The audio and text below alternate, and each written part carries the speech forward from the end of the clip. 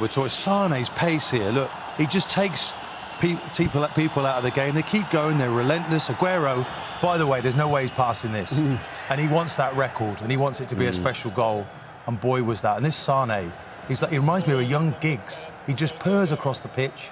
And this man, Aguero, he's the top man, really, when it comes to scoring goals. That's mine.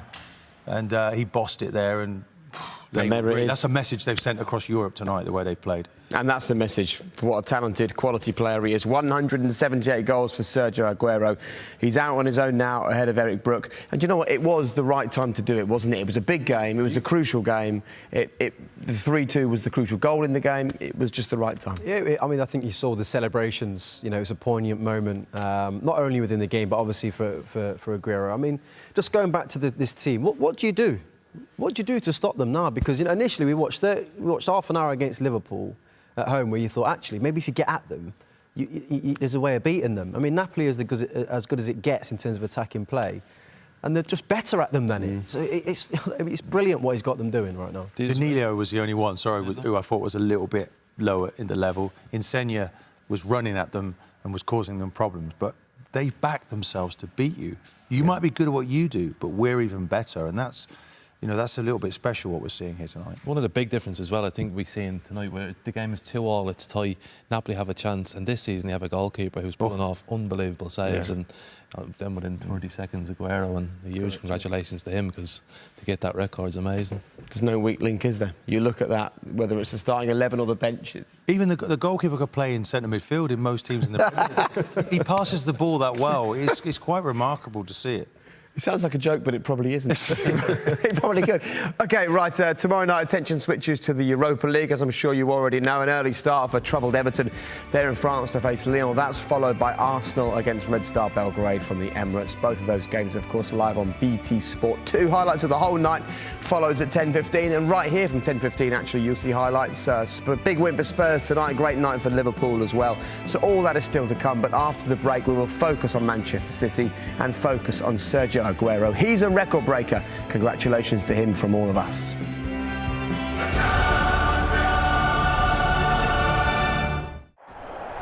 This programme is brought to you by Nissan, UEFA Champions League sponsor.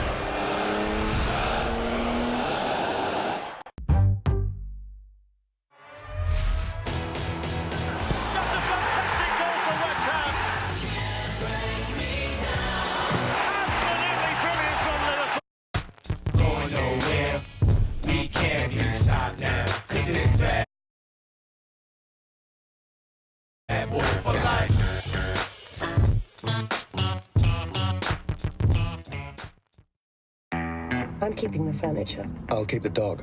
What about the beach house? They did a bad, bad thing. They did a bad, bad thing. And what about the beach house? We'll think about it. Renault Kadjar. Crossover by Renault. Renault crossover range. Now with 3 years 0% APR representative and 2 years free servicing. In my quest for gold, I went in search of a place far, far away. A place they call the Ice Cave. It was so cold. But nothing compares to the ice cold refreshment of a Coors Light. Coors Light, the world's most refreshing beer. This is Google Home Mini. It's got the Google Assistant, so it can do this. OK, Google, good morning. Good morning, Jen. It's cloudy with a high chance of showers. You might need an umbrella today. Good to know. It'll also read you the news, look up traffic, and tell you... Your first meeting is at 9 a.m. And if you need help getting out of bed in the morning... OK, playing your Get Out of Bed playlist. Yes, it can even do that. Google Home Mini. It's a little help at home, the Google way.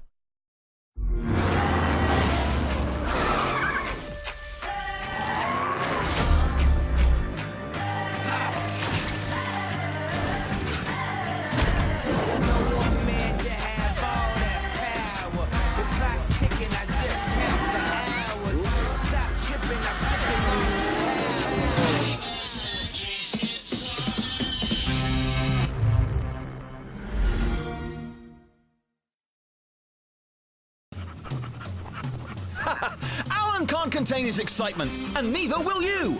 Now there's a free prize with every purchase at the Carphone Warehouse £10 million giveaway. £100,000 cash, Mini Coopers, and loads of other prizes. So, buy the latest Samsung Galaxy S8 or S8 Plus from just £36 a month, and you get a free Samsung wireless speaker, as well as a prize. At Carphone Warehouse, we compare, you save. Checkers. Shut up, bruv. Oh, he's done him. Done him again. Oh, total football. I'm just tired all the time. You're doing really well, Lee. Thanks. Oh, you're having a mare here, mate. Shut up, bruv. Oh, you're lucky, Lee. You're lucky.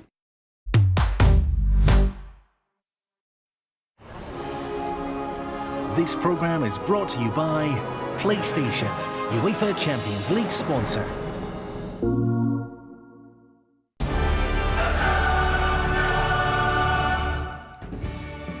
A big, important night for Manchester City. They're through from the group stages of the Champions League. This is what happened elsewhere, and of course you can see the highlights show from 10:15 here on BT Sport. Liverpool 3, Maribor 0 was the result for Liverpool in Group E. Mo Salah with his 10th of the season. Liverpool then missed a 4th penalty in a row at Anfield. Emre Can with the next one, and Daniel Sturridge added the 3rd in the final minute. You can see the other game in this group tonight finished Shakhtar 3, Feyenoord 1. Shakhtar now on the brink of qualification.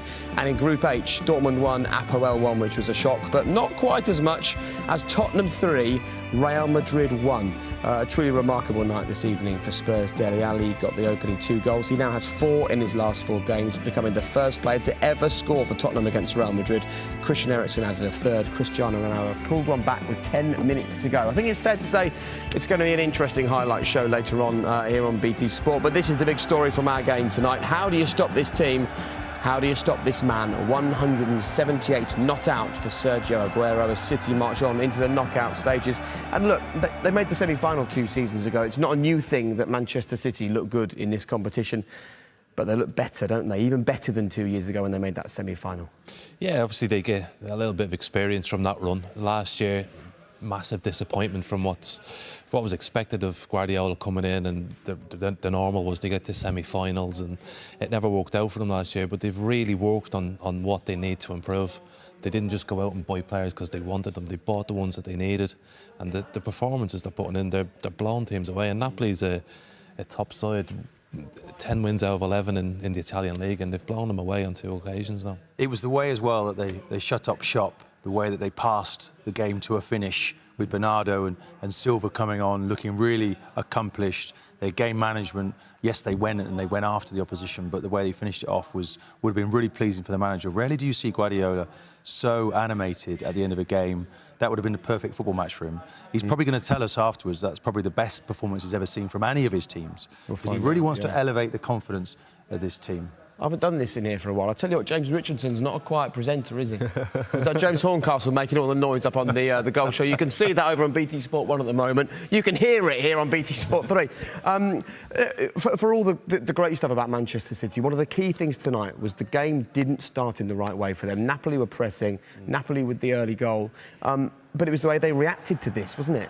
Well, yeah, I mean, you say it didn't start in the right way, but at the same time, Manchester City were never going to change the way that they played either. Yes, you know, I thought that Napoli got off to a fantastic start, and it's poor defending, really, with Danilo. I mean, he's got to get tighter closer to John Stones there. Lovely little play, though, between Insigne and Mertens, little bit around the corner. At this point, I mean, they're very clinical in these positions, and how they get into them is brilliant also, but Danilo has to get closer to John Stones there. And the equaliser came from Otamendi. That's 2 and 3 now for him. What did you make of his performance tonight, Richard? I think him alongside John Stones, they've both improved. Obviously, the goals help, but for them, it's defending. And you see, it's not a typical City goal, but what I've seen from both defenders is a bit more desire to win the ball.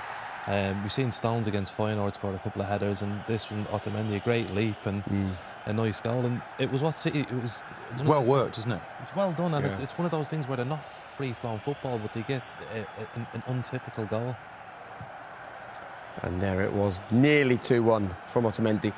It was John Stones who got the second goal for City tonight. And we were commenting, Jermaine, who needs strikers when you've got centre-backs scoring as well as these two, particularly John Stones? I mean, he's had a good goal-scoring run in this competition. The centre-halves will let you down in front of goal eventually. Trust me. Will they, Martin? Yes, they will. So, look, I mean, him and Otamendi, they've turned up with some big goals at big times in the Champions League this year especially. Look, John Stones, I thought, put in a really mature performance today. OK, he got a really decisive goal to put them 2-1 up, which, as we can see here with the goal line technology, was absolutely a spot-on call.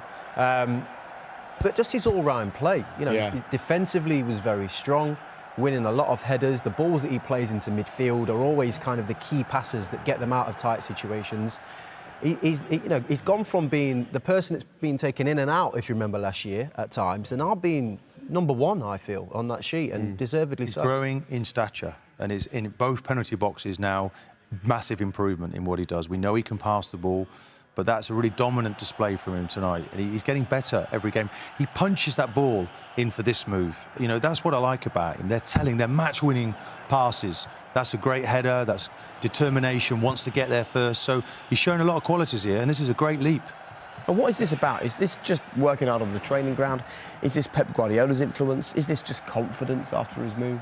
I think it's unfair on him because last year he was judged as a 40 million, 50 million pound defender instead of a 23, 24-year-old centre-half who won't mature for a couple more years. But he's getting there, and the big thing for him, I think, this year is having a goalkeeper behind him who he can trust. I wonder whether it helps a player when you've moved for huge sums of money in the following summer. The numbers go ridiculous once again, and people are no longer talking about how much he cost, are they? Because other players have come and cost so much more. No, but I think the thing with John Stones, the spotlight is always on him because, you know, in the media we've got that kind of love-hate relationship with the way that he plays. I mean, I love watching the way he brings the ball out and the risks that he almost takes at times, and he's been criticised for them a lot. But what we're now seeing, we're almost seeing kind of the fruits of it because he's managed to maintain that confidence and little passes that we've seen there. If we'd have knocked that out of him, or if a coach would have knocked that out of him, he'd just be going long. He'd be going long. Yeah. We've maintained some of that, but also you've seen the mature side to him where he does know when to get rid of it now. So I think, as the lads were saying, he's just maturing. He's settling down, isn't he? And he's in a nice partnership with Otamendi. He has a great goalkeeper behind him, as Dunny was just saying. I mean, this goalkeeper is a little bit special. And that impacts a defender. It's a calmness about the keeper. There's nothing erratic. Last year, Bravo, every time there was a shot, it seemed to end up in the back of the net. That's demoralising for a defender. And you grow in stature, you grow in confidence. And now he's got Gareth Southgate now has got to pick him. If you're getting into the Man City team, you get into that England team. That's almost a given. And he's growing, and long may it continue. And credit also Pep Guardiola for allowing him to still be John Stones, even when it was a struggle at times last season. Could have been very easy to knock out of his game the things that were a problem, which are now so good to see. Yeah, he's got the perfect manager for him because the manager just wants him to play, he wants him to pass the ball, and he's continued to do it. But he deserves a lot of credit himself, John Stones, because a lot of times last year he's making mistakes and he was the first one out in front of the cameras to speak about the games, and he never shied away from that, and he never tried to change his own game, and he must have felt the criticism, but he had the belief of his manager and the belief in himself to keep doing it. And this season we've seen he's just got better and better, and hopefully for him and for Man City that continues. Absolutely. And look, if we're handing out the plaudits, we've got to sit here tonight and credit Napoli for the part that they played in the game this evening. They came back into it through the penalty, making it 2-2. But the real story is this sort of resurgence of Italian football. It's good to watch, isn't it? That's amazing to watch. I mean, it's weird that we sat here at the start of the game talking about, first of all, that is a good decision by the referee. Sane, he's very loose with his tackle, it's very sloppy, and he catches him, and it's a given, and this is as cool as it gets. But going back to kind of the point about the game, and we're all sat here going, 3-3, 3-2 came out, high-scoring draws, and against probably our team that looked like they're going to go and win our league this year. So that shows how far Italian footballers came. The way that they played, there was a credit to the game and the spectacle that we all saw. Attacking point of view was spot on. It was end-to-end football, wasn't it? We were brilliant. It was like the Harlem Globetrotters at times. It was more of a basketball game, and it was great sitting here as a neutral. Jermaine had one eye on the Tottenham game.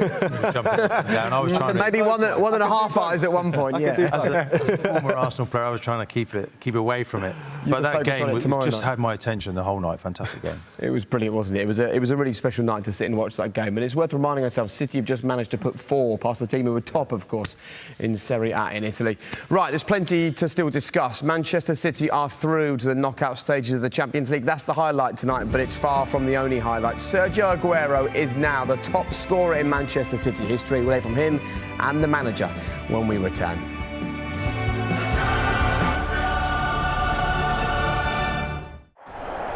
This programme is brought to you by Nissan, UEFA Champions League sponsor.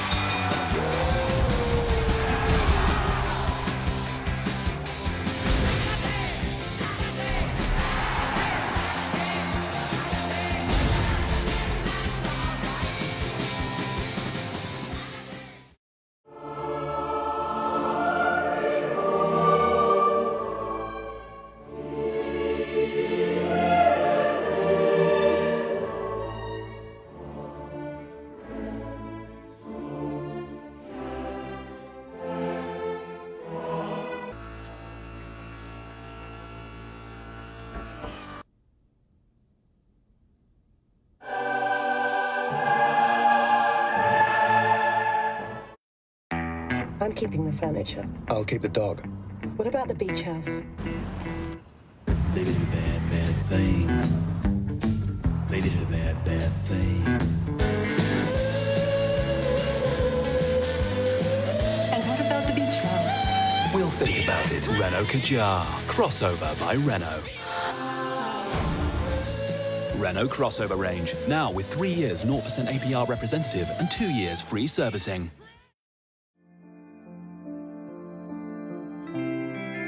Murad, do you remember how we got here? I think I do.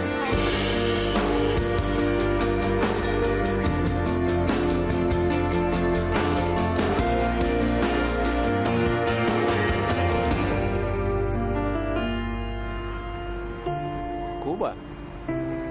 Да.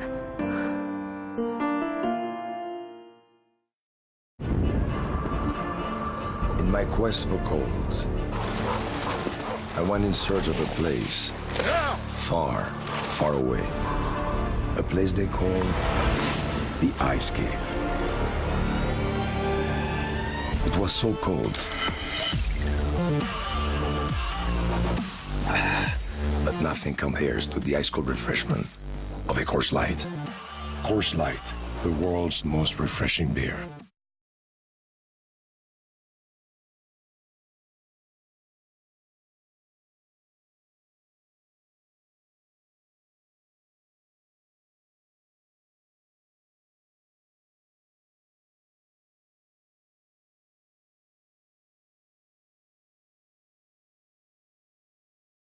Ridiculous once again, and people are no longer talking about how much he cost, are they? Because other players have come and cost so much more.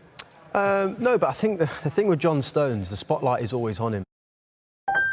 This is Google Home Mini. It's got the Google Assistant, so it can do this. OK, Google, good morning. And if you need help getting out of bed in the morning... OK, playing your Get Out of Bed playlist.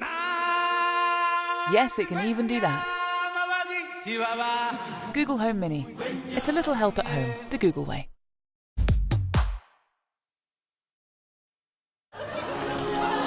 This programme is brought to you by PlayStation, UEFA Champions League sponsor.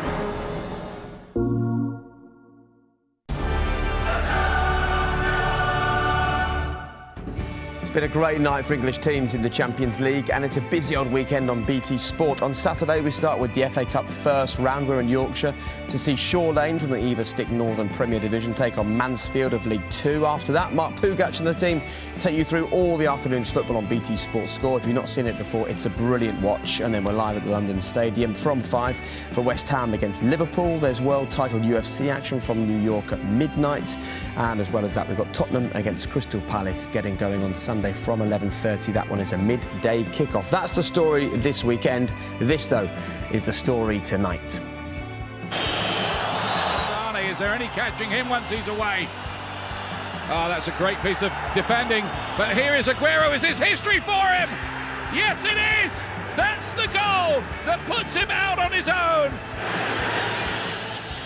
Classy goal, crucial game. Let's hear from him now. Manchester City's record all-time goal scorer, Sergio Aguero, is with Andy May. Sergio, a great win for the team, but for you personally, tell me first how proud you are to now be City's all-time record goal scorer. Yeah, I'm very happy for this moment, and I'm happy because the team helped support to me, and the fan city and all the staff just say thank you very much for everyone. No? Because the record has stood for so long, hasn't it? Yeah, yeah, but now I'm enjoying this moment, so I'm very happy because this moment is one time, no? The performance. Talk to me about that. Coming to Napoli is not an easy place to win. No, but Napoli is good team, so away always in Champions League is difficult. So I'm very happy because to winning and qualify at final. No? Yeah, that is great. Obviously, qualifying with 2 games to spare. But the manner of these 2 performances against Napoli, the current best team in Italy, what statement does that say about Manchester City this season? I don't know. Just keep going same way. Just every game we play the same way. Just nothing. Just keep going too much because it's long season. So now we are good. So continue the same way, no? Are you keeping the shirt? Yeah, this is for my son's shirt because he texts to me, sees the score, bring to him the shirt. So I'm happy because my family stay in Argentina and my friends. So say hi, everyone. Well done again, Sergio. Thank you. Oh, that's lovely. Proud son, as he should be. Look, when a record has stood for 77 years, you know it's a record that's hard to beat. But I guess most ominously of all, this man's still got so much more to come, hasn't he? Trust me, he has. I mean, his appetite for scoring goals and for playing for Manchester City, I suppose, for me personally, over the last couple of years, has surprised me a little bit. The minute he got taken out of the team, I expected that kind of I'm going to leave type mentality. But he's not shown that at any stage. He just wants to score more goals, that being probably the biggest goal in Manchester City's history, obviously, the goal against Queen's Park Rangers. But he's just been not only an unbelievable goal scorer for the club, but what a kind of an example as well, really, for the way that he I think that's leads on the football pitch. One of the first interviews we've seen from him. I mean, 180 goals for it to come, but he seems like a delightful young man who just really loves and enjoys his football. There's no sort of massive ego to him, and he's going to go down as one of the all-time greats within the Premier League. Is he better than Henry? Is he better than Shearer? He's definitely up there. Where does he sit then? What do you think? Shearer remains the best in the Premier League? His stats are the best. His stats are the best, but as an out-and-out footballer, Aguero's ahead of him. I've played against Aguero and Henry and Shearer, and for me, his low centre of gravity, the power that he's got. When you try and close him down and try and push him, he moves the ball and moves his body so quickly and gets so much power in his shots and his movement. Was he the hardest to face? Is he better than Henry? I'm thinking 6-0 Arsenal beating Man City one afternoon. Yeah. Bear in mind that Martin is slightly biased in this competition. No, I mean, Henry's obviously a top player, but he's got, for me, he's stronger. He's physically stronger. I think he's got more power in the shot, and he seems to enjoy scoring more than Henry ever did. It's his change of pace from a standing start. You know, he wriggles out. You know what he's going to do, but you really can't stop him. And he scores important goals at vital times for them. And lots of them. That was a celebration of his first one. That was August 2011 up against Swansea, and then tonight goal number 178. And that's the key. It's year after year, isn't it? He just keeps on going, and he could have 2 or 3 seasons left at City to keep doing this. Someone told me something weird a couple of months back, that he's never won the Player of the Year in England. Which is remarkable. You know, he's been doing it year on year, scoring goals every single season, and he's never picked up that amazing accolade within the Premier League, which is crazy to me. But I mean, for Manchester City, just as a whole, he's just been phenomenal. I mean, since the bought from Atletico, from that first game, he's just been brilliant. You think he fell out with the manager last year, and he wasn't really having him. And he's had top players though, hasn't he? Guardiola, Ibrahimovic, Henry, Messi. So they were high standards. And now Aguero is producing, and he's his favourite again. And he's going to keep on scoring, because when you're playing in a team with Sane and Sterling and Kevin De Bruyne and David Silva, if you're playing up front alongside Jesus or on your own, you will be getting goals, and lots of them. Yeah, the man who comes along and has to beat Aguero record is going to be looking at 250 goals to try and beat. Feels like it, doesn't it? It does. They're going to score over 120, 30 goals this season, and he'll probably get 30 or 40 of them this season. So he's just going to consistently score over the next 3 years, and he'll blow all the records away for City. They've won nothing yet, though, have they? They've got to keep, pushing, trying to win this trophy, and I'm sure their manager will keep them really honest to the end of the season. Yeah, and of course Raheem Sterling on the score sheet as well tonight. It was pretty much the perfect night for Manchester City. Are you leaving us now, or are you sticking around for the highlights? I think I'm on my way home. Unbelievable. The good news is, though, Michael Owen hops into the hot seat. Thank you very much for your company. Right, make sure that you